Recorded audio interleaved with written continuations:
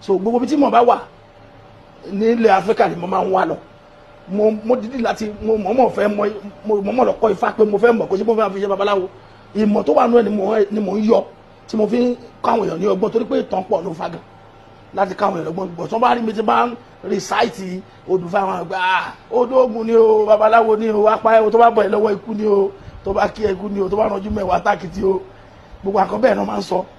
ṣùgbọ́n ìmọ̀ lèmi wà káàkiri Ànábì Muhammad sallallahu alaihi wasallam ó ní kéèyàn wá ìmọ̀ láyé ìgbà náà China ló jìnnà jù ó ní kó jẹ́ ilẹ̀ China gan-an nìmọ̀ wà kéèyàn wá lọ síbẹ̀ so I believe in exploring all avenues tí o ti lè extract wisdom you understand because ìmọ̀ dá gan ìmọ̀ máa ń jẹ́ káwọn èèyàn máa pọ́nyàn lé tó bá nínú owó àti ìmọ̀ ìwé ni mo fẹ́ ìmọ̀ ni máa mú torí pé tó lówó lọ́wọ́ tó bá yá owó ẹ̀ máa tán pẹ̀lágọ̀ onímọ̀ yẹn àwọn èèyàn máa wá díẹ̀ rẹ̀ tó bá yá ìmọ̀ yẹn á padà dówó wọn á máa rà mọ̀ yẹn lọ́wọ́ ẹ̀ ni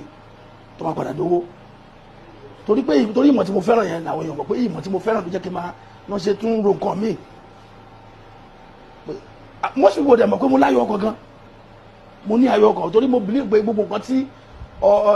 téèyàn bá náwó sí tọ́wọ́ ẹ̀ bá tó Ọlọ́run ló fún mi